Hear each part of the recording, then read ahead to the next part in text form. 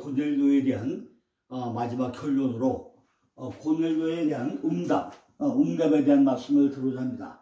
고넬료, 우리가 지난 3일 동안에 고넬료에 대한 말씀했죠. 고넬료, 하나님을 경외하는 자, 백성을 구제하는 자, 하나님과 항상 기도하는 자였는데 오늘 보니까 그때도 말씀하지만 고자기가 4개 있고 베드로를 만난 얘기죠. 그리고 이제 오늘 결론이 뭐냐면 고넬료가 9시에 기도 시간에 베드로가 만난 상태고 베드로는 6시에 기도 시간에 서로 만나게 되죠. 그리고 베드로와 지금 고넬료가 만나는 뭐야죠? 로마인과 이방인의 만남, 군대장과 백부장과 유대인의 만남, 굉장히 획기적인 역사가 일어난다고 했습니다. 그런데 이 고넬료는 어떤 사람이냐? 고넬료, 오늘 이제 결론적인 말씀으로 고넬료의 믿음을 좀 이야기하고 마지막에 베드로와 고넬료가 만나는 사건, 거기다 또 설명하고 끝냈는데 좀 내용이 좀 길어가지고요. 오늘 좀 따바총을 쏴야만이 시간으로 끝날 것 같습니다. 어쨌든 간에 한 30분 내로 전부 다 조합해서 말씀을 드리고자 합니다. 첫째는 고넬료를 봤다고요? 백성을 라오스 많이 구제했다. 엘레 에모시네 불쌍히 여겼다. 자살했다. 백성들을 많이 구제했다. 어디 있는 백성이죠? 내 안에 있는 백성, 내 속에 있는 백성들을 많이 구제했다는 거죠. 그는 유대인들의 신앙적인 독서에도 불구하고 백성을 많이 구제했다는 것입니다. 그는 이방인이었지만은 구제할 사람이 있구나면은 그가 어떤 신앙을 갖고 있는지를 개의치 않고 기꺼이 그를 도와주었다는 것이죠. 신명기 15-10에 보니까 너는 반드시 그에게 구제할 것이요. 구제할 때는 아끼는 마음을 품지 말 것이라고 했어요. 이로 인해 가지고 내 하나님 여호와께서 내 범사에 내 손으로 하는 바에 내게 복을 주시라고 했습니다. 우리가 구제할 때 절대로 인색한 마음이랑 다름을 하지 말라는 거죠. 왜냐하면 하나님께서 내 범사에 내 손으로 하는 것에 대해 가지고 전부 다 복을 주시겠다는 거예요. 여기에는 우리가 남에게 자비를 베풀 때는 무엇이든지 즐겁게 주라는 거죠. 구제할 때는 아끼는 마음을 품지 말라는 거죠. 제가 세미나 할 때마다 목사님 강조 말씀이 아닌가? 주는 것이 남는 것이다. 주라는 거죠. 많이 베풀라는 것입니다. 모든 걸 전부 다 주라는 거죠. 목사님들이 목회할 때 어떻게 하는 거예요? 오늘 주일날 강대상에서 목회할 때 오늘이 내 인생의 마지막이다. 그런 간절한 심정을 전부 다 하라는 거죠. 내일 설교할 수 있다? 그것은 나만의 생각이죠. 나만의 착각이라는 거죠. 오늘 전부 다 쏟아서 다 주고 나면은 그것이 내일 내가 설교를 못할지라도 후회 없이 해야 된다는 거죠. 그러니까 내 속에 넣을 모든 다 넣어서 뭐 한다고요? 구제할 때는 아끼는 마음을 품지 말라는 거예요. 선한 일에 돈 버는 억지로 하거나 그것을 잃는 것에 절대로 생각하지 말라는 거죠. 돈을 잃고 안 잃고 하는 건 전부 다 하나님 몫이고 나는 무조건 베풀어야 된다는 거죠. 무조건 주라는 거예요. 그래야 뭐죠? 제가 지금까지 해보니까 주는 게 남는 거예요. 제가 20년 동안 목회자 세미나를 하면서요. 그 목사님들에게 얼마나 많은 자료들을 만들지 못해요. 작년 활동하더니 복사지가 21,000장 나와요. 21,000장. 제가 21,000장을 복사해가지고 전부 다 막 나눠줬어요. 그거 왜 나눠주죠? 돈벌이 한다면 나눠주겠습니까? 종이 21,000장이 적은 돈입니까? 종이 값은 종이 값이지만은 그 복사하려면은 그 인크비 또 토너 거기다가요 하도 복사를 하고 나니까 그 복사기가 고장 나가지고요 수리하는데 23만 원 좀 들어갔어요. 그죠? 그렇게 막 주는 거예요. 왜? 줘야 남는 거니까. 목회자 한 분이 바뀌고 나면 천하가 바뀐다. 이런 믿음 때문에 막 주는 거죠. 근데 목사님들은 뭐 하죠? 내 거 받아다가 반복하면 뭐 아무 소용없잖아요. 제가 주는 마음을 가지고 목사님들이 자료를 다 활용해서 한 종이라도 살려야 되는데 그러자고 그냥 자료만 받아다가 반복하고 딱 쌓아놓고 나면은 아무 소용없잖아요. 그렇게 하지 말라는 거죠. 제가 밤새워서 자료를 만들어가지고 복사 떠서 다 돈 받고 안 주잖아요. 주는 사람은요 100명이면 100장 나가요. 받는 사람은 한 장 받아. 그런데 주는 사람은 엄청 많이 주는 거예요. 근데 그걸 목사님이 이해를 안 하잖아요. 그죠? 내 형제에게 베풀 때 더 인색하지 말고 하나님의 섭리를 불신하지 말라는 거예요. 그와 반대로 내 소유를 가지고 하나님을 영원하게 하며 선한 일을 하며 내 형제를 편하게 하며 다가올 때를 위해 가지고 너 자신을 안녕을 마련하는 것이고 내 마음을 다해가지고 즐거움과 만족을 가지고 해결하는 거예요. 제가 줄 때 얼마나 기쁜 마음을 주겠어요. 야, 오늘 내가 복사해서 어제 밤새워서 자료 만들어가지고 내가 나눠주고 나면은 그분이 바뀌고 나면은 천하가 바뀔 것이다. 이런 기대감이 얼마나 기쁜지 몰라요.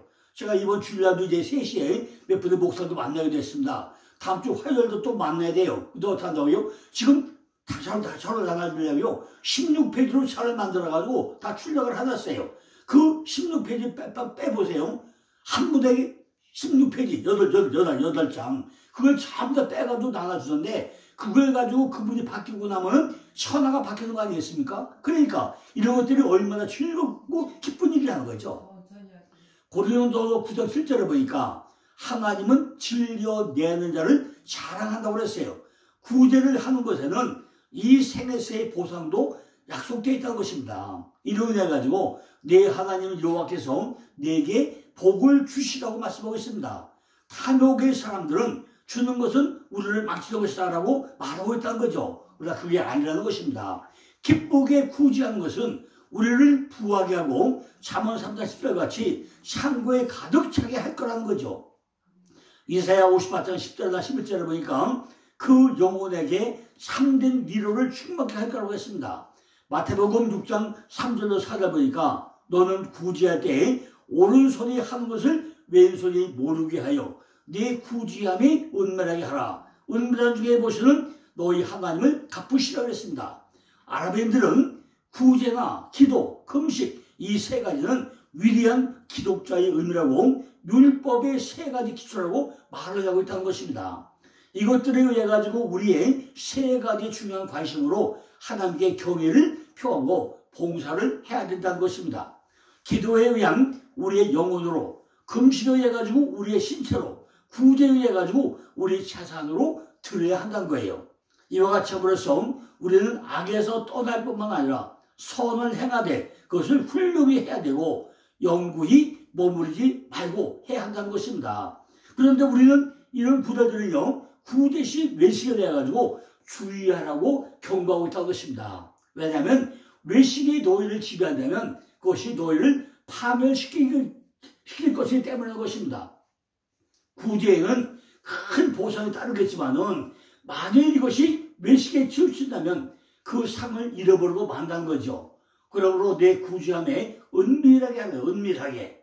너는 구제할 때 오른손이 하는 것을 왼손이 모르게 하라고 하는데 과연 우리가 밖에 보이는 백성을 구제하는 것이 아니라 내 안의 백성을 많이 구제하는 데인데 그것이 안 보이겠습니까? 오른손이 하는 걸 왼손이 모르겠습니까? 야고보서 1장 17절 보니까 하나님 아버지 앞에서 정결하고 더러움이 없는 경건은 곧 고아와 과부를 그 환난 중에서 돌아보고 또 자기를 직접 세속에 물르지 아니한 거라고 했어요. 여기서 고아는 뭐죠? 고아는 아버지가 없는 거, 부모가 없는 게 고아잖아요. 과부는 뭐죠? 신랑이 없는 거예요. 우리에게 아버지가 없고 신랑이 없으면 되겠습니까? 참 경건이 지주에는 가장 중요하고 필연적인 부분은 가난한 자와 슬픔당한 자를 대한 동정과 사랑으로서 그리고 고아와 과부를 그 환난 중에 돌아보아야 한다는 거죠. 여기서 돌아본다고 하는 것은 우리가 다른 사람에게 줄 수 있는 모든 방법이 위안을 말하고 있다는 것입니다. 또 고아와 과부들이 특별히 언급된 것은 그들이 대개용에 소홀히 취급당하고 있기 때문에 압박받기 쉽기 때문에 잘 도와줘야 되는 것입니다. 그러나 우리는 그들을 통해서 우리가 사랑을 나누고 줘야 할 대상이 누구이고, 그죠? 환난 가운데 있는 사람들이 누구인가? 우리는 바로 깨닫게 된다는 것입니다. 그러나 우리는요, 그들을 통해서 우리가 사랑을 나누고 줘야 할 대상이 누구인가? 우리는 착각하는데, 여기서 고아는 아버지가 없는 사람이고, 또 과부는 남편 있는 사람이잖아. 이런 사람을 잘 도와줘야 된다는 거죠. 오늘 말씀에서 하나님을 경외한다는 것은 아버지를 인정한 것으로 이미 말씀드렸잖아요. 내 안에 아버지가 없으면은 내 입은 입술로만 찬양하는 고아와 과부와 같다는 것입니다. 우리도 이 시간 과연 내 안에 진정으로 아버지가 있는지 우리도 잘 살펴봐야 된다는 것입니다. 과부는요, 남편이 없는 사람을 말하는 거잖아요.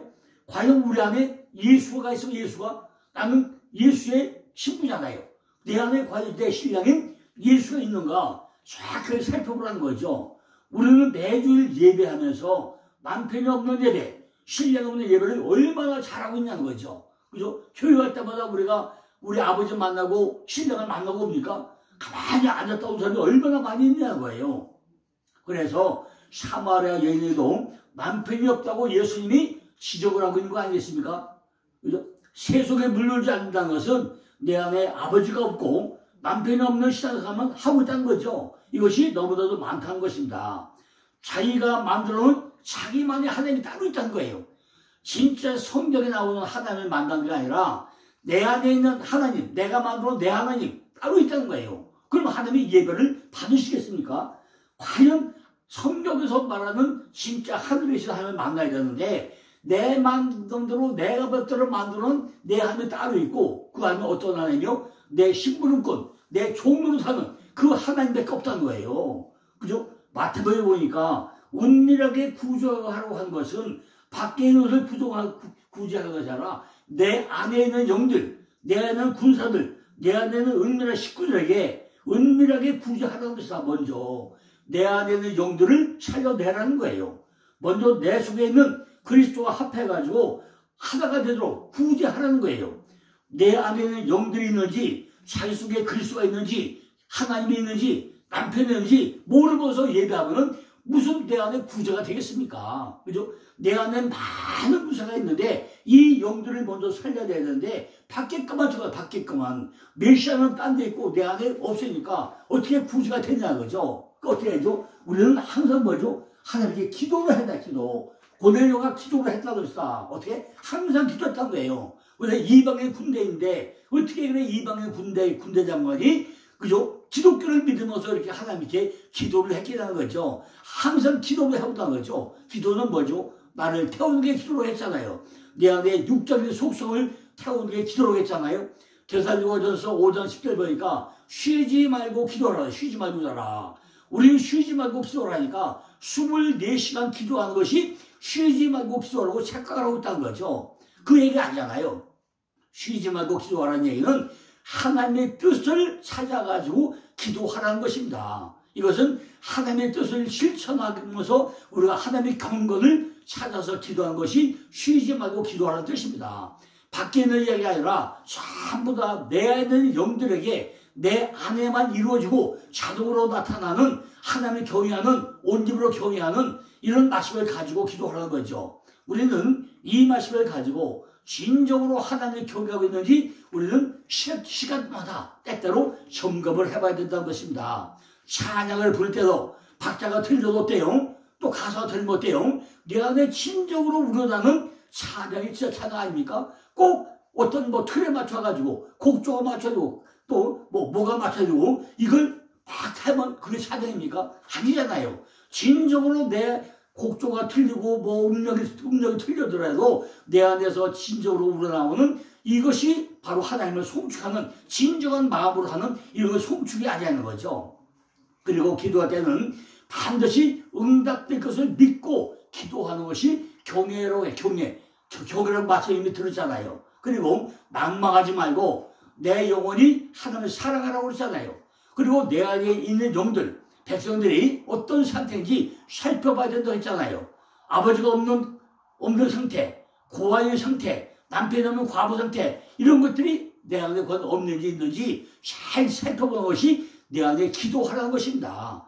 그러면서 뭐죠? 하나님께서 기도하라는 것이 뭐죠? 기도는 골방에 들어가서 온전하게 하라고 하죠. 골방 들어가서. 골방이 뭐죠? 골방은 것이 첼가. 칼빗대. 그죠? 쫄쭉발이. 나 혼자만 안 되잖아요. 하나님과 같이 하는 기도, 아버지와 뜻을 맞추는 기도, 이거군 하니까 잠수하고는 전혀 상관없다는 거죠. 내 안에 그분을 모시고 어디에 있든지 간에 그분과 하나 되는 것이 이것이 골방 기도라는 것입니다. 기도하는 사람은 먼저 주기도문을 먼저 알아야 주기도문 공식 있잖아요. 주기도문 333 먼저는 뭐죠? 하나님의 이름과 나라와 뜻. 두 번째는 뭐죠? 사랑과 양식과 죄. 세 번째는 뭐죠? 왜냐하면 나라와 권세와 영광이 아버지께 있기 때문에 이것이 주기도문 333 기법이잖아요. 이걸 우리가 알아야 되는데 교회에서 뭐 알려줘야 이거 아닙니까? 반드시 주기도문 뭐 같아요? 하나님과 관계에서 하나님의 나라와 이름과 나라와 뜻 이거 세 가지고 두 번째 뭐죠? 사람과 사람 관계에서 양식과 죄와 시험이고 세 번째는 왜냐하면 나라와 권세와 영광이 아버지께 영원히 있기 때문에 기도하라고 했잖아요. 이걸 정확히 우리가 알고 기도해야 된다는 거죠. 항상 기도한다는 것과 구제하는 것이 그의 나라와 그의 의를 구하는 것이라는 말씀입니다. 지금 고넬료라는 사람은 이렇게 그의 나라와 그의 의를 구하면서 마음속으로 실천을 하고 있다는 것입니다. 지금 밖에 보이는 삶도 아주 중요하지만은 내 안의 삶이 더 중요하게 느끼고 있다는 거죠. 신앙생활을 통해서 밖에 것은 전부 다 아는 삶이 있는가 하면은, 그죠? 행위는 뻑적지근한데 속은 텅텅 비어있는 이런 사람들이 너무나 많다는 것입니다. 하나님께서는요, 밖에 보이는 것은 이미 저보다 상을 받았다고 설명했잖아요. 먼저 그래요. 내 안을 봐, 내 안에. 네 안의 상태가 어떤가 보라는 거예요. 하나님의 나라와 의가 이루어졌는가, 고넬료하고의 경건이 있는가 잘 살펴보라는 것입니다. 지금부터 경건의 시를 갖겠습니다 한다고 경건이 됩니까? 눈을 감고 기도하겠습니다 한다고 그게 기도가 되는 겁니까? 아니잖아요. 이것이 경건이라는 것이고 고넬료의 삶같이 우리가 삶 가운데 어떻게 사는가 전부 다 우리가 묵상을 해봐야 된다는 것입니다. 그렇게 하면은 하나님이 어떻게 해야 되는가, 송축은 어떻게 해야 되는가, 구제는 어떻게 해야 되는지, 기도는 어떻게 해야 되는 것이, 실제적인 경건은 무엇인지 우리가 하나하나 점검을 해보면서 내 쏘가지를 봐야 된다는 거죠. 이처럼 경건의 생활을 하면은 매일 내 안을 아주 자세하게 자연적 볼 수가 있다는 것입니다. 첫 번에 안 되겠죠. 또 해보고 반복하다 보면 이것이 내 안의 것인가를 우리가 정확하게 판단할 수 있다는 것입니다. 왜 그렇죠? 디모데후서 3장 5절 보니까 경건의 모양은 있어 경건의 능력은 부인하는 자니 이 같은 자들에게 내가 돌아서라고 말씀하고 있잖아요. 전부 다 우리가 바뀌기만 아니라 그 사건을 내 안으로 끌고 돌아서 내 마음의 상태가 어떤가 먼저 보는 것이 뭐예요? 기도야, 기도. 항상 기도하는 거죠. 그죠? 그런데 우리가 어떻게 된다고요? 이걸 어떻게 된다고요? 지금 고넬료가 언제 된다고요? 제 9시쯤, 9시쯤에 고넬료가 기도하다가 응답을 받는다는 것입니다. 사도행전 14, 3절 보니까 하루는 제 9시쯤 되어가지고 환상 중에 밝길 봄에 하나님의 사자가 들어와 가로되 고넬료야 하니 응답은 언제 이루어진다고요? 하나님 마음대로일까요? 응답해 주시는 것도 정확하게 해답이 나와 있잖아요. 그는 항상 보았고 환상 중에 천사가 그에게 이 사실을 전해 주었다는 거죠. 때는 언제? 제9시에 오후 3시경에 우리에게는 이때가 가장 분주하고 교제가 많은 시간이라는 것입니다. 그러나 당시에는 이 때가 성전에서 저거 시작을 되는 그런 시간이었기 때문에 경건한 사람들은 이 때를 기도 시간으로 삼았다는 것이다. 오후 3시, 그죠? 유대식으로 제 9시, 9시에 이렇게 기도했다는 거죠. 이 사실은 우리의 모든 기도는 예배의 힘을 입어서 들어져야 한다는 걸 말해주는 것입니다. 고넬료는 기도하고 있었다는 거죠. 경외하고 구제하고 항상 기도하니까 어떻게 되었죠? 하나님의 사자가 그에게 왔다는 것입니다. 그는 들어오는 사람의 얼굴이 빛나고 그의 품행에 뛰어난 것을 보고 이 사람은 보통 사람이 아니구나 하는 것을 깨달아 알게 되었다는 거죠. 그는 다름 아닌 하늘의 사자인 천사가 나타났다는 것을 알게 되었다는 것입니다. 고넬료에게 구원이 일어났다는 것입니다. 경건이 이처럼 중요하다는 거죠. 경건은 모양을 가지면 반드시 응답은 몇 시에? 제9시에 오후 3시에 일어나게 된다는 거죠. 이걸 시간으로 바로 9시라면 안 된다. 9시라면 안 된다는 거죠. 고넬료의 응답은 제9시에 환상으로 이루어진다고 하나님께서 말씀하고 있습니다. 고넬료에게만 일어나는 것이 아니라 우리들에게도 항상 기도하면 이렇게 우리가 기도 가운데 하나님이 나타나게 된다는 것입니다. 제9시에 하나님이 앙망하는 자들에게 구원이 일어난다는 것을 우리에게 설명하고 있는 내용입니다. 두 번째는 뭐죠? 친척과 형제와 온 집안이 다 모였을 때, 내 안에 전체 마음이 하나 될 때, 친척과 형제와 온 집안, 내 전체가 하나가 됐을 때 이룬다는 거죠. 사도행전 13절에 보니까 그가 경건하여 온 집으로 더불어 하나님을 경외하며 백성을 많이 구제하고 하나님께 항상 기도하도록 그랬어요. 24절에 보니까 이튿날 가이사랴에 들어가니까 고넬료가 일가와 가까운 친척들을 모아 기다렸다고 했어요. 고넬료의 응답은 제9시에 일어나고 또 뭐죠? 친척과 형제와 온 집안이 전부 다 모였을 때 일어나더라는 것입니다. 내 마음이 흩어질 때는 응답이 안 일어난다는 거죠.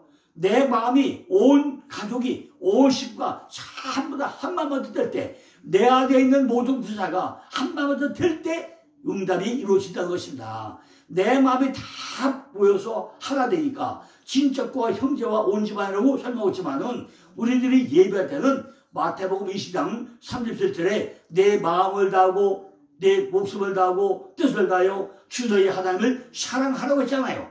이 말씀만은 다른 말로 표현하면 뭐죠?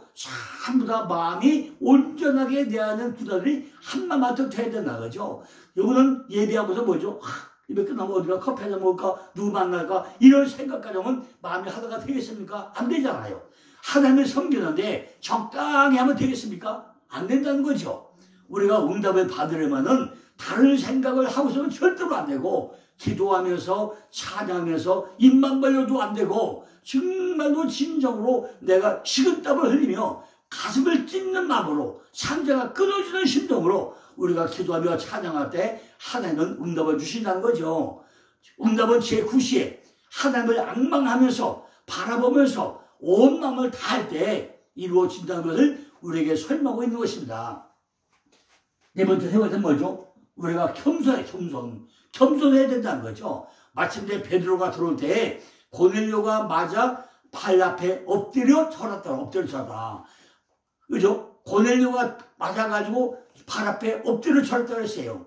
하나님은 반드시 주님을 높이고 자기를 낮출 때 응답해 주신다는 것입니다. 하나님의 말씀을 반드시 높은 곳에서 나중으로 흐르게 되어 있잖아요. 물이 어떻게 돼요? 물은 높은 곳에서 나중으로 흘러잖아요. 왜 흘리죠? 전부 다 살리기 위해서, 생명을 살기 위해서 물이 흘러가잖아요. 오직 말려서 물을 흘러가요. 물은 반드시 높은 곳에서 낮은 곳으로 구석구석 전부 흘러갑니다. 물은 적당히 흘러가는 게 없잖아요. 그죠? 전부 다 낮아지기만 하면 흘러가. 그리고 어떻게 해요? 내가 겸손해야 겸손. 내가 겸손하게 될 때 물이 말씀이잖아요. 말씀이 흘러가게 된다는 거죠. 성경 곳곳에 물이라고 잘 해놓고 있잖아요. 우리들은 물이 낮은 곳으로 흐르듯이 내가 겸손할 때 내 안에 말씀으로 전부 다 흘러 들어온다는 것입니다. 물은 위에서 밑으로 흐르기 때문에 전부 다 말씀으로 내 안에 흘러온다는 거죠. 은혜라는 것도 마찬가지죠. 은혜가 또 위에서 밑으로 흘러가게 되어 있다는 것입니다. 이 말씀을 우리는 수없이 많이 들었음에도 불구하고 내 것이 안 되니까 내게 적용이 안 되고 내게 소용이 없는 걸로 치고 만난 것입니다. 내가 응답받으려면 어느 부분이 높아졌는지, 내가 뭘 낮춰야 되는지 우리는 바로 깨닫고 바짝 엎드려야 된다는 거죠. 내가 다른 길로 가고 있지만은 아닌지, 내가 매일 기도하는데 엉뚱도 하고 있지 않은지, 내가 높아지고 아파지고 않은지, 내가 겸손한 자인지 참다 내가 엎드려서 낮은 자리에서 우리가 생각을 해봐야 된다는 거죠. 고넬료의 응답처럼 우리도 제19가 응답이 제9시에 응답을 받으려면 뭐예요? 먼저 겸손하고 경건히 훈련이 되고 나면 응답이 오는 시간이 제9시에 응답이 이루어지고 구원이 일어나는 것을 우리가 알게 된다는 것입니다. 친척, 형제, 온 집안이 전부 다 모였을 때 내가 겸손해졌을 때가 뭐예요? 제9시라는 거예요. 우리들은 영적으로 하나가 되지 않으면 코드가 잘 맞지 않는다는 것입니다. 영적으로 서로 맞아야 영의 말씀이 흘러가고 서로 이해가 된다는 것입니다. 자, 드디어 이제 고넬료에게 누가 보내요? 하나님이 베드로를 보내게 됩니다.